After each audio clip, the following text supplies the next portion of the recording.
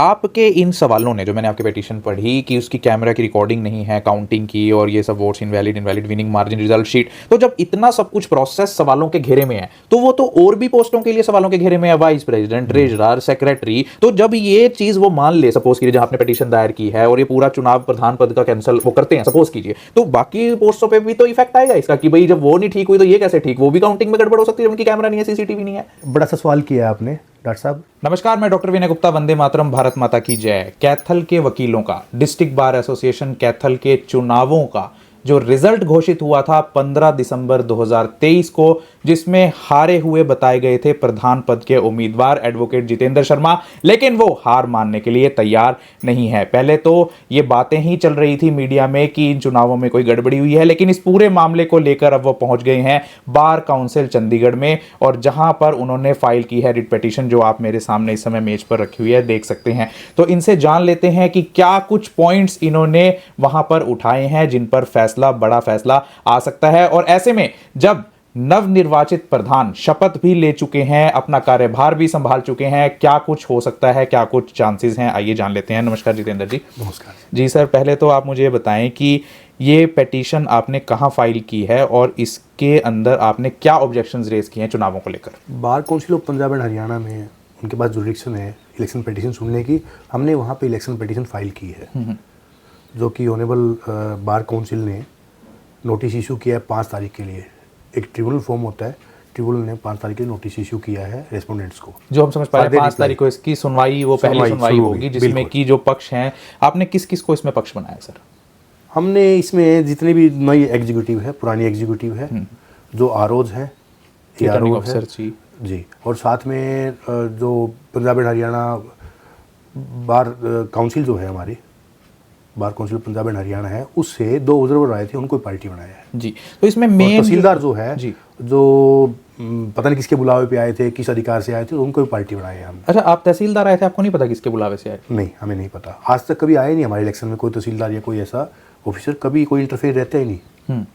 तो उनको भी आपने पार्टी बनाया। इसमें मेन ऑब्जेक्शंस आपको किस किस मुद्दे पर ऑब्जेक्शन है कि ये चुनाव इस तरीके से गलत हुए, ये रिजल्ट इस तरीके से गलत हुए, या प्रोसेस ये गलत था, ये कैसे? श्रीमान जी, ये सारे जो जस्टिस और इक्विटी के जितने भी सेटल रूल हैं नेशनल जस्टिस के, सारे बाईपास किए गए हैं। इलेक्शन प्रोसेस कुछ भी हो, इंडिया में इलेक्शन प्रोसेस एक ही रहता है। एक विश्व की सबसे बड़ी डेमोक्रेटिक कंट्री में हम हैं, और बार जो है हमारा चुनाव बार का, वो बिल्कुल इसका राजनीति से या किसी तरह से कोई मतलब नहीं होता, ना कोई राजनीति होती है हमारे यहाँ।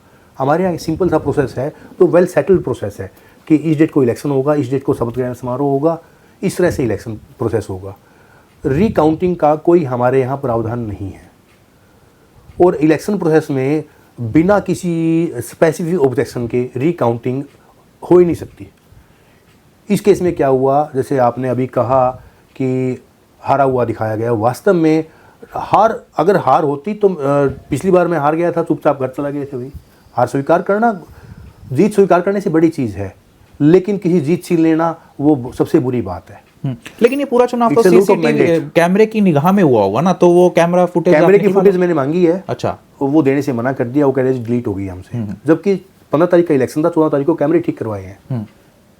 तो ये कहीं मैंडेटरी था कि ये पूरा कैमरे की नजर में? बिल्कुल बिल्कुल सर, मैंडेटरी था। बार काउंसिल ने कहा भी है कि आप सारा कैमरे प्रोसीडिंग में करवाओगे। और दूसरी बात, बार काउंसिल ने एक मैंडेट और दिया था कि आप इलेक्शन होते ही जितना भी डॉक्यूमेंट्स हैं, आपके वोट्स हैं, बैलेट जो बचे हुए हैं, जो रजिस्टर हैं, व्हाट्सएवर इट इज़, आप उनको पेटी सील बंद करके तुरंत सील लगाओगे और 60 दिन के लिए रखोगे। बट इन्होंने क्या किया, वो सील लगाई नहीं, और अगले दिन मेरी एप्लीकेशन से 16 तारीख को इन्होंने सील लगाई है।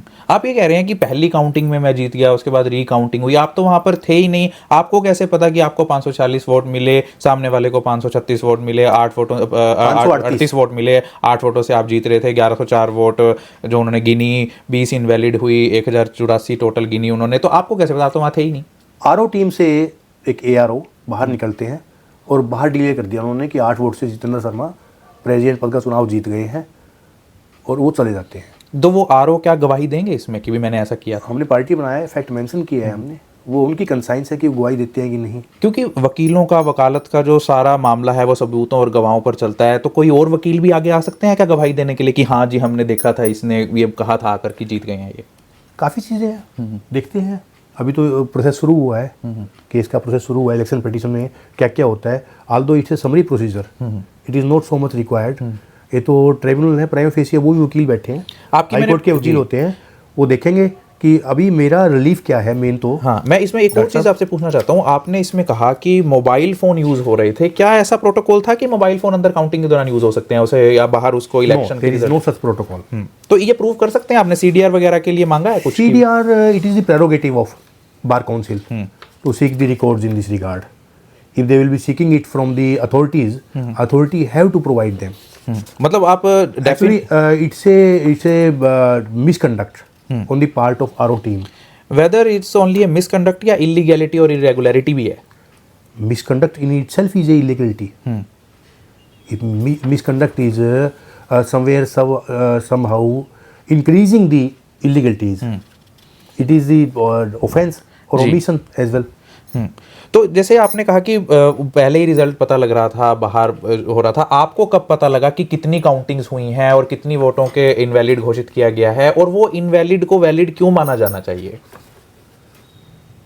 क्या था, जब उन्होंने घोषणा करके चले गए थे एक RO, तो हम भी यहाँ से उधर चले गए।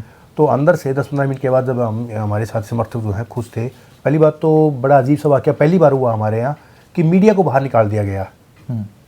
Reason well known to the person who has done it, और आप मीडिया साथी थे वहाँ पे, उनको बाहर निकाल दिया गया, और पता नहीं किस मंशा से निकाला। दूसरी बात, वहाँ पर जो लाइव गिनती चल रही थी, वीडियो लाइव चल रही थी प्रेसिडेंट रूम में, वो किस मंशा से चल रही थी और किस मंशा से बंद की गई, दोनों चीज़ें डाउटफुल हैं।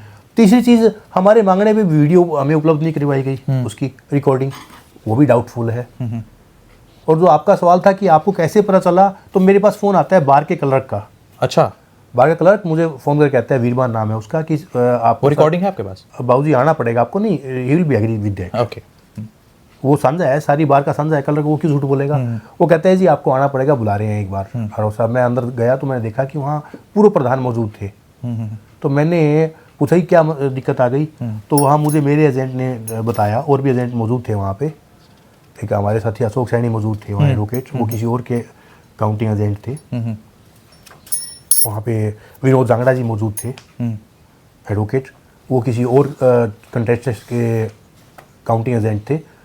तो उन्होंने बताया कि यहाँ पे जी 5-6 बार काउंटिंग हो चुकी है बार बार, और कोई बात बढ़ नहीं रही। मैं बोला क्या है ये, कारण क्या है? तो RO वहाँ जा कहते हैं जी मैं तो इस्तीफा दे रहा हूँ, मैं फैसला नहीं कर पा रहा इस चीज़ का।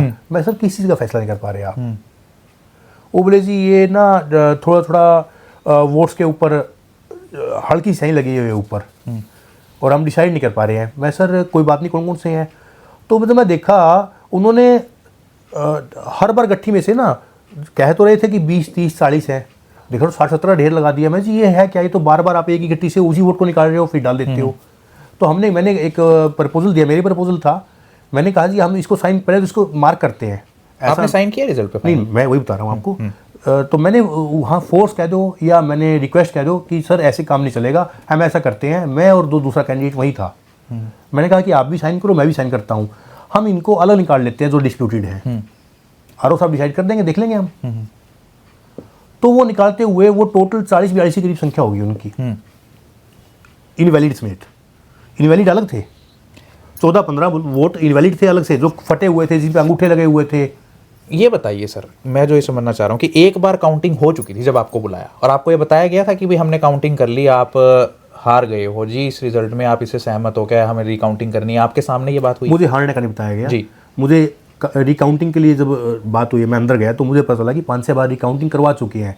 सेम ऑब्जेक्शन मैंने रेज किया कि भाई रिकाउंटिंग किस लिए, और अगर आप डिस्प्यूटेड वोट निकाल रहे हो, काउंटिंग हमेशा होती है सही वोटों की, ये वोट आपने पहले ही निकालने थे। अगर ऐसा कुछ ये तो फिर तो ये तो मैं आपकी बात तो endless process जो है। समझाने के लिए कह दूं कि आप ये कह रहे हैं कि जब आपने एक बार स्क्रूटिनाइज कर लिया कि ये वोट्स वैलिड हैं, ये इनवैलिड हैं, तो आप वैलिड वोटों की ही काउंटिंग कर रहे Exactly, हो। sir, दूसरी बार जब आप काउंटिंग करेंगे, रिकाउंटिंग, तो आप उसमें से दोबारा स्क्रूटिनी नहीं कर सकते नहीं कर कि कौन सी सकते। वैलिड है, कौन सी इनवैलिड Exactly, है। आप बिल्कुल उसकी sir। रिकाउंटिंग ही कर सकते हैं, भाई इसकी कहीं ज्यादा तो नहीं आ गई, इसकी कहीं कम तो नहीं आ गई। बिल्कुल, बिल्कुल, sir। उसके बाद किसी को बाहर करना, एक बार आपने सिलेक्शन प्रोसेस में किसी को बिठा लिया, उसका पेपर ले लिया, और उसके बाद फिर आप उसके डॉक्यूमेंट वेरीफाई कर रहे हैं कि भाई इसको बिठाना था कि नहीं बिठाना था, जब आपने बिठा ही लिया। बिल्कुल जी, तो अब मुझे बताइए, आपने इसमें से रिलीफ क्या क्या सॉर्ट किए हैं, और कैसे इन्होंने कहा कि वो वोट्स इनवैलिड हैं? कोई रीजंस दिया आपने? उन्होंने इन्होंने इनवैलिड नहीं क्या किया, कैंसिल किया।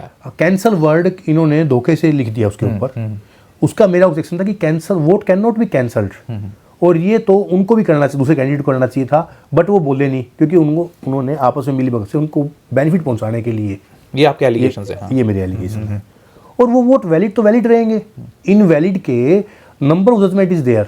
मैं दिखाऊं, मेरे पास 40 से करीब जजमेंट है, उसके अंदर एक ही चीज़ आती है, honourable supreme court has held कि intention of the voter is to be seen, कि उसने वोट किसको दिया है। ऊपर अगर पूरा नीला भी हो जाए और नीचे मोहर हो, ऊपर मोहर ना हो दूसरे कैंडिडेट के, कोई फर्क नहीं पड़ता। मोहर तो उसने इस पे लगाई है, वो वैलिड। मोहर तो हाँ, उसने मोहर कहाँ लगाई है ये मायने रखता है। ये पूछना चाहता हूँ, कैंसल वर्ड क्या आज से पहले किसी भी इलेक्शन में बार एसोसिएशन के यूज हुआ है, कि पहली बार इसी इलेक्शन में यूज हुआ है कि कैंसिल हुआ है वोट? वोट के पीछे कैंसल लिखना पहली बार देखा है मैंने।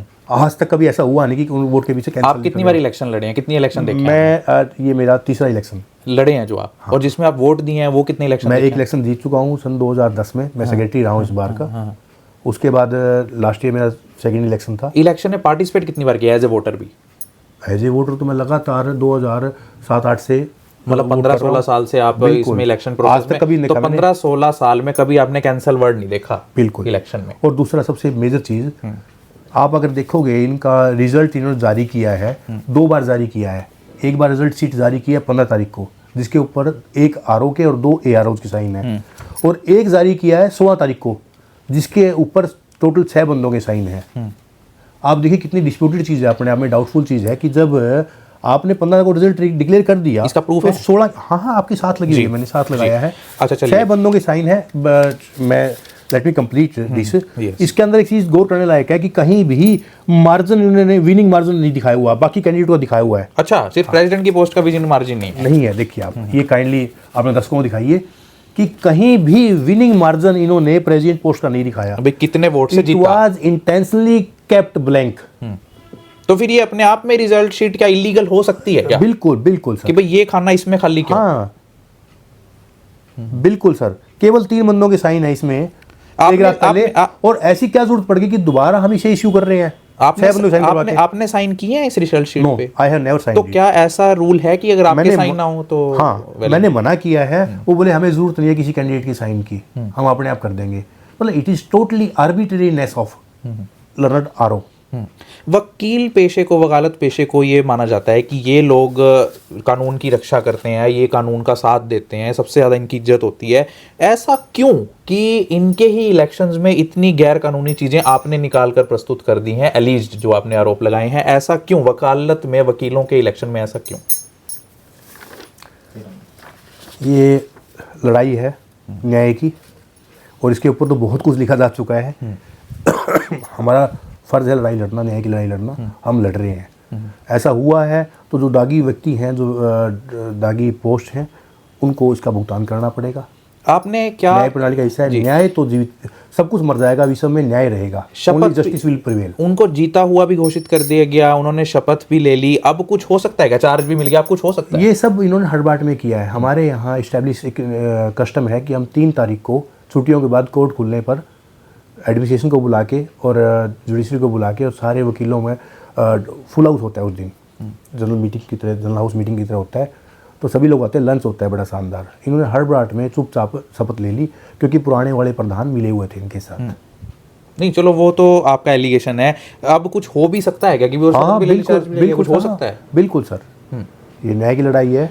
जब तक बड़े अच्छे परिणाम आएंगे इसके। क्या हमारी तो हमने रिलीफ यही मांगा है कि जो आपने कैंसल्ड वोट दिखाए हैं, इन वोट को कैंसल वोट ना मान के इनकी रिकाउंटिंग में इनको शामिल किया जाए। अब ऑन रिकॉर्ड कोई रिकाउंटिंग की नहीं, मीडिया के साथियों को पता है। ये तो देखिए कि ये छुपा हुआ नहीं है पूरे कैथल शहर में कि काउंटिंग कितनी बार हुई है, अखबारों में भी आया है ये। तो ऑन रिकॉर्ड कहीं नहीं किया उन्होंने ये। मैं ऑन रिकॉर्ड चाहता हूँ कि दोबारा रिकाउंटिंग करवाई जाए उन वोटों को वैलिड मानते हुए, और अगर अथॉरिटी ट्रिब्यूनल कह देता है कि ये वैलिड नहीं है, इनवैलिड है, कोई बात नहीं, अगर हार या जीत जिसकी भी हुई वो स्वीकार कर लेगा। आपके इन सवालों ने, जो मैंने आपकी पिटीशन पढ़ी कि उसकी कैमरा की रिकॉर्डिंग नहीं है काउंटिंग की, और ये सब votes invalid winning margin result sheet, तो जब इतना सब कुछ प्रोसेस सवालों के घेरे में है तो वो तो और भी पोस्टों के लिए सवालों के घेरे में है, वाइस प्रेसिडेंट, ट्रेजरर, सेक्रेटरी। तो जब ये चीज वो मान ले, सपोज कीजिए जहां आपने पिटीशन दायर की है और ये पूरा चुनाव प्रधान पद का कैंसिल वो करते हैं, सपोज कीजिए, तो बाकी पोस्टों पे भी तो इफेक्ट आएगा इसका कि भाई जब वो नहीं ठीक हुई तो ये कैसे ठीक, वो भी काउंटिंग में गड़बड़ हो सकती है जब उनकी कैमरा नहीं है, सीसीटीवी नहीं है, जब उनकी कोई ऐसी गड़बड़ियां हुई हैं तो सारी काउंटिंग वहाँ पे ना रिकाउंटिंग, अगर मुझे भी इन्होंने पहली बार में कह दिया होता कि जितेंद्र शर्मा 10 वोट से हार गए हैं या 20 से या 30 से या 2 वोटों से भी, मुझे पहली बार में कह देते, कोई दिक्कत नहीं थी, मैं कभी रिकाउंटिंग नहीं करवानी थी। आज से पहले बहुत बार चुनाव हुए हैं, हमारे पूर्व प्रधान अशोक गौतम जी थे, 2-4 वोटों से हार गए थे, माननीय स्वर्गीय रजिस्टर मंगल जी हैं 1 या 2 वोट से हार गए थे। कोई ऐसा आज तक हुआ ही नहीं बार के इतिहास में, चुपचाप घर चले जाते हैं, ठीक है भाई, कोई बात नहीं, मैंडेट है। परंतु मुझे विनर डिक्लेयर करने के बाद और 4 घंटे के ये जो ड्रामा होता है, इस दौरान जब वापसी आप रिवर्स करते हो रिजल्ट्स को, ये डाउटफुल है। सर मैं वो तो मान गया कि आपके वाला तो आपने चैलेंज कर दिया, लेकिन एज ए आम जनता मैं भी तो देख रहा हूँ इस पूरी प्रोसेस को, आपके पिटीशन को पढ़ रहा हूँ, तो आपने प्रोसेस पे इल्जाम लगाया कि एक एलिगेशन लगाया कि जी ये काउंटिंग प्रोसेस ठीक नहीं हुई, तो उस टाइम पे तो बाकी पोस्टों की भी काउंटिंग हो रही थी, तो वो भी सब सवालों के घेरे में आ गई। बड़ा सा सवाल किया है आपने डॉक्टर साहब, इसके बारे में एक चीज़ बता दूँ आपको मैं, कि अगर बाकी कैंडिडेट भी जाते हैं कि अगर ये वोट कैंसिल हैं तो हमारे वोट भी इसी फूटिंग पे रिकाउंट किए जाएँ, रीवैलिडेशन उनको चेक किया, रीवैलिडेट किया जाए या उनको रीचेक किया जाए, तो उसका उनके परिणाम ही पलट जाए। कितने चांसेस, क्योंकि पैरामीटर शुड बी सेम ना, दिस इज जस्टिस की parameter should be same for each and every person. क्या आपने इसमें दोबारा चुनावों की मांग की है या काउंटिंग रिकाउंटिंग की बात की है? If honourable bar council thinks fit for the current scenario, मैंने उसकी मांग की अल्टरनेटली कि भैया लगता है कि हाँ जी। तो आप ये बताएं सर कि सपोज करो कि स्टे हो जाता है, आपने एक स्टे भी मांगा है कि इतने उनको चार्ज ना दिया जाए, चार्ज वापस लिया जाए, फिर ऐसे में डिस्ट्रिक्ट बार एसोसिएशन फंक्शन कैसे करेगी, बिना प्रधान का हो जाएगा? वाइस प्रेसिडेंट की पोस्ट है हमारे यहाँ, चार्ज जो है वो ले सकते हैं।